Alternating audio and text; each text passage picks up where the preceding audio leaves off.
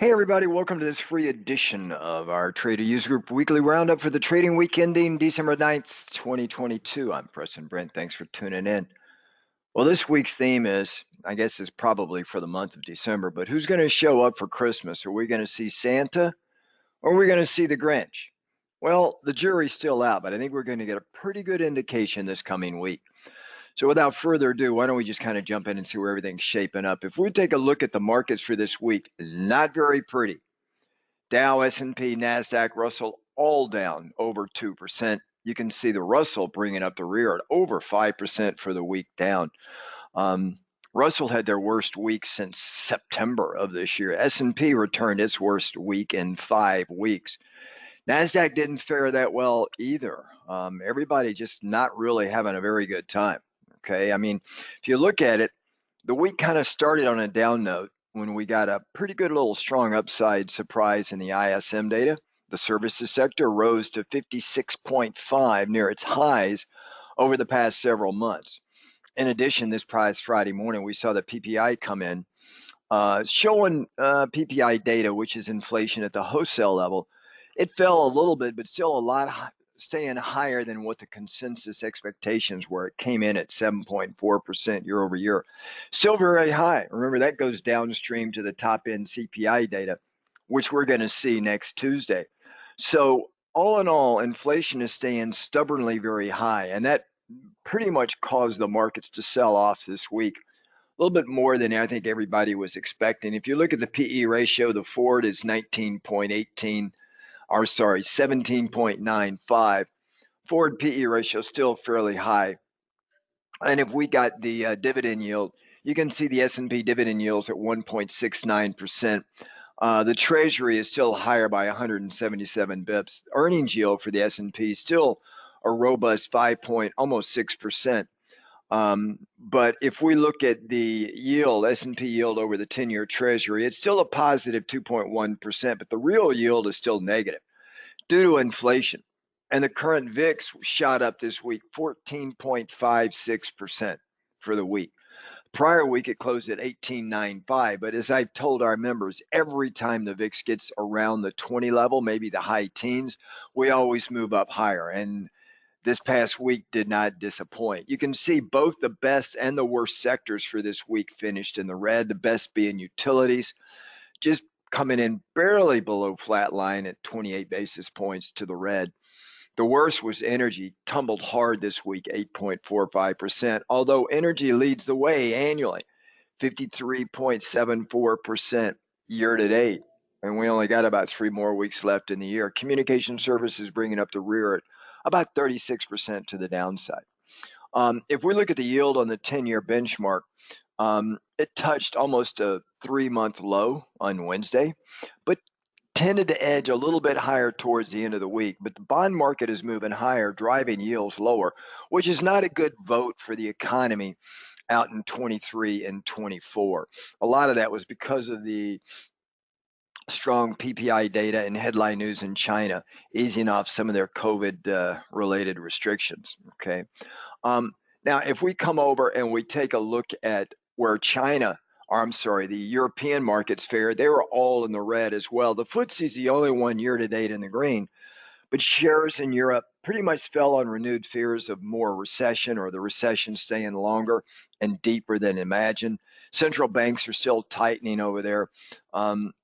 We did see revised data showing the Eurozone economy expanded 30 basis points in Q3. That was up from a first estimate of only an expansion of 20 basis points. Sort of boosted by a little bit of household spending and business investment. But we did see the global composite PMI for Europe. It's still below 50. I think it came in at 47.8. Prior reading was 47.3, but it's still below 50. So there's still contraction territory all across Europe. So you can see the week was all in the red for Europe as well. But if we go over to the Asian markets, you can see both Nikkei, China, and Hang Seng all in the green for the week, but still in the red for the year. Japanese economy contracted a little bit less than initially estimated in Q3, so that helped them just a little bit. They showed their Q3 GDP shrank at an annualized 80 basis points. And that was a little bit less than what they were thinking it would be at 1.2% contraction, but still a contraction nonetheless. And then, of course, if we go over and take a look at China, China and Hang Seng both solidly in the green for the week, primarily because of this lifting of some of the COVID restrictions. But year to date, they're still very troubled. And China's still kind of wrestling with their COVID policies. I think they announced just the end of this week a 10-point guideline to their new COVID prevention and control measures. I think all that did was confuse people even more. And there's still a lot of weak trade data coming out of China. Exports fell bigger than expected to 8.7% down in November. Excuse me 1 minute. I got to get a drink of water here. Let me just see here. Hang on a sec.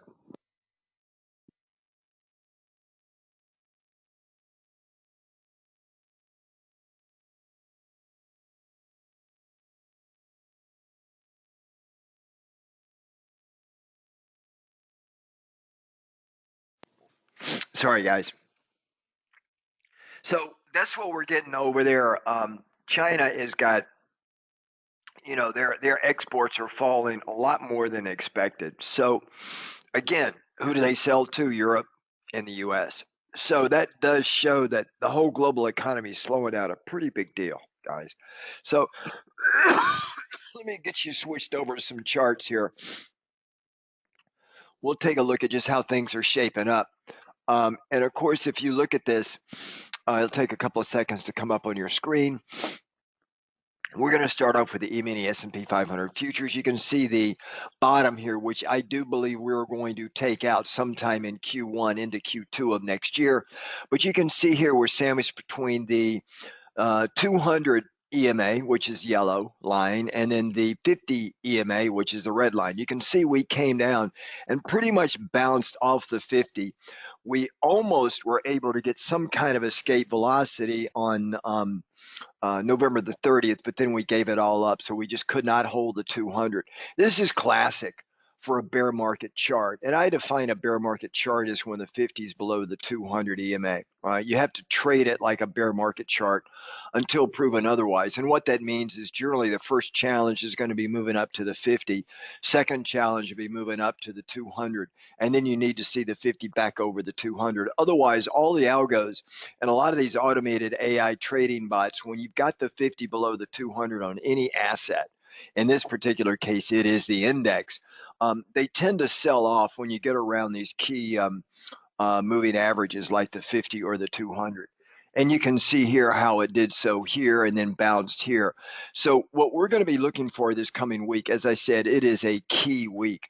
We get on Tuesday morning before the markets open, we get the CPI data for November for this prior month. And that's going to be a huge number. And for the past 4 months, all CPI data prints have caused the S&P to move over 100 points intraday, up and down. I don't think this Tuesday should be any more of a surprise. And then we get the Feds on Wednesday. We get the policy statement at 2 p.m. Eastern Standard, and then we get Boom Boom Powell. That would be Jerome Power Ranger Boom Boom Powell. We get him at 2:30 in his conference. And, flip a coin. I think he's going to come in hawkish. He does not. And he said over and over again that they're going to stay at it to get inflation down. And he's paying particular attention to wage data and obviously stronger than expected services and PPI data is going to just, temper his ability to hit the pause button. And the markets are expecting them to hit the pause button really soon. So it would not take a lot in the tone of his comments or the words that he chooses to really push the market down into the 3750 area, 100 points down very quickly. But this is the E-mini S&P 500. Now, let's just take a step out. Let's look at the cash index. You can see in here on a weekly chart of the SPX, the cash index, we've had 3 big rallies in the entire year of 2022. The first one carried us up about 12.5%, over 516 points, and it really started the first piece of the downsloping trend line. Then we had another rally up to this peak here in August of almost 19%, 690 points, folks. And then we roll back over. And then this rally here, 16 point, call it 17%. So these rallies, 12.5%, 19%, 17%. And then now, are we going to roll back over again? I think we're going to hold it through the end of the year. But you can see this symmetrical triangle here where we're testing this downsloping trend line and this upsloping trend line, which is not as powerful as the downsloping one, I might add. We hit my target down here, both time and price. I do believe the odds favor us taking out this range here, which runs from about 3,500 down to 3,400 sometime in Q1, Q2 of next year. And what's going to be the precipice for this, or what's going to basically move it, is going to be the markets, I think, still have earnings per share overestimated. And we're going to get earnings coming out in mid-January through the first part of February. And that's where we're going to start to see the go-forward earnings per share revisions to the downside. And if it's greater than market expectation, that's going to be enough to push the markets back down again pretty good. So that's a little bit about what I'm seeing as the potential to really get these markets set. And then in the second half of the year, it's going to be very choppy, but mostly choppy up. But the first half can be relatively ugly. And of course, if we come down here and look at volatility, I'll show you.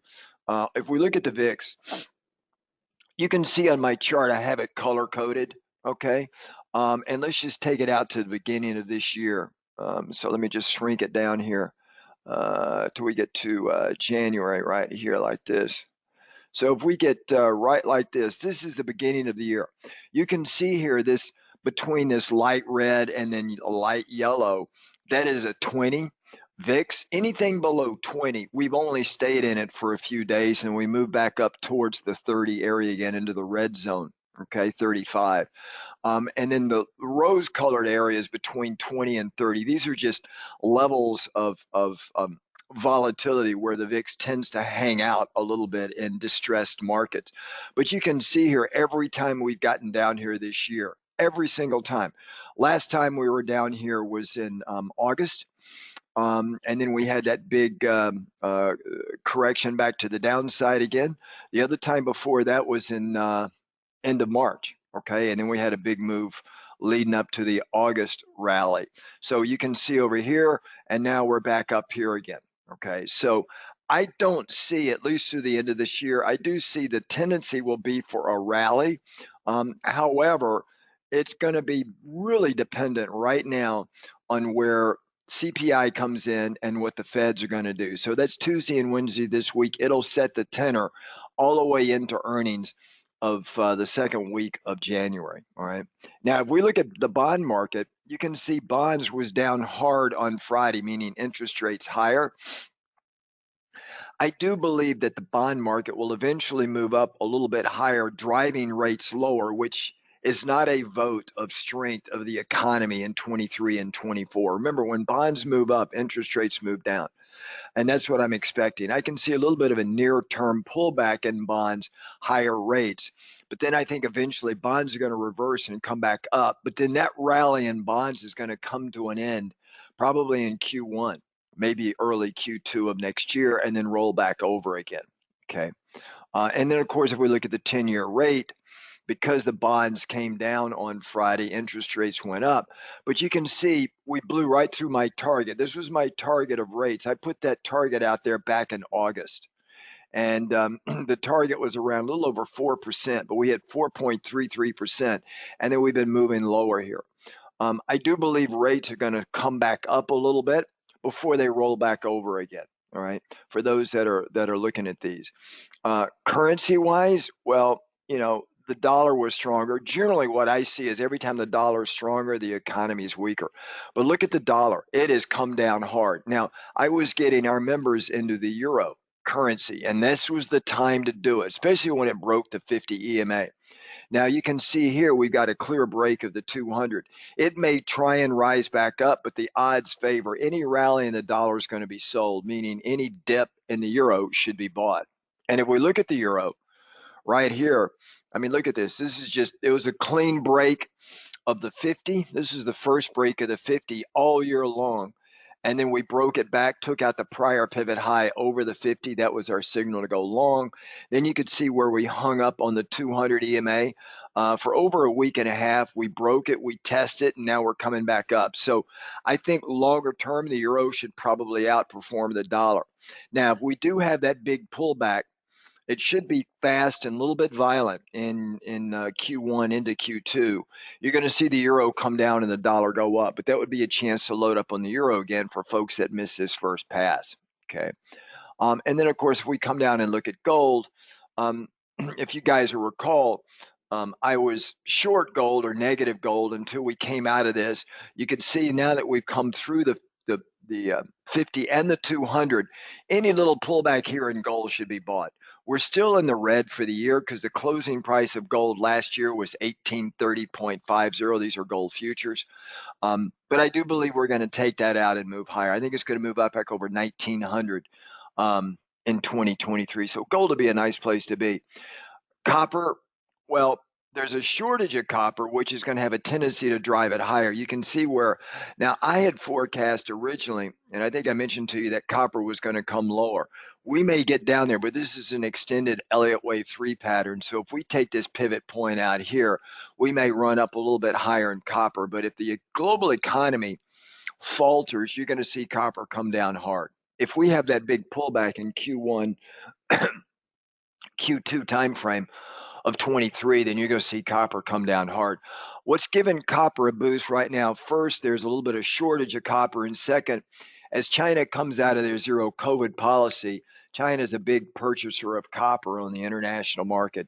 So you're going to see copper stay relatively strong near term just on China coming back into play again. And then, of course, if we look at energy and we look at oil, I think oil is going to go a little bit lower. Right here, you can see oil is well below. We made new 2022 lows here in oil. Let me just adjust that so that we can get it down here. We made new lows. And you can also see that we're in the red for the year. Okay. And if you've noted what I said earlier, the leading sector for the U.S. this year is XLE, energy. It's up 53.74%, yet oil futures are near 2022 lows and in the red for the year. So there is a wide divergence between energy companies and oil futures. And what I would do is be very careful. I know a lot of gurus are saying go out and go long oil, primarily because of strong dividends, strong stock buybacks. But if you do that, make sure you hedge, because I think oil has had a great run this year, and the next year this 2023, it's going to have a harder chance of getting a lot of upside potential, at least for the first 6 months of the year. Okay. Nat gas, well, we've shorted the snot out of this thing. We shorted it up here and we shorted it here. We're at an area here. As I said before, nat gas does not naturally stay this high. It just doesn't. And when it gets up here, you want to be selling it, not buying it. Down at this level down here, it's neither a sell nor buy. I would like to see it ideally go lower, and then I may look at picking it up, or even better, run up a lot higher with a very cold winter, and then short it again. So that's a little bit about what we're seeing, guys, real quick in some of the major asset classes. Members, I will see you this Thursday evening. We'll go through some stocks and some other things. And just a reminder for all our members, we got a special option masters coming up on Thursday on some flies that we're running and how we do them. So I think you'll really enjoy it. If you're not a member, I'll get an email out to invite you guys to join the session. But it should be a lot of fun. Otherwise, everybody have a great weekend. Members, I'll see you Sunday evening for our weekly market watch. Take care, folks. Ciao now.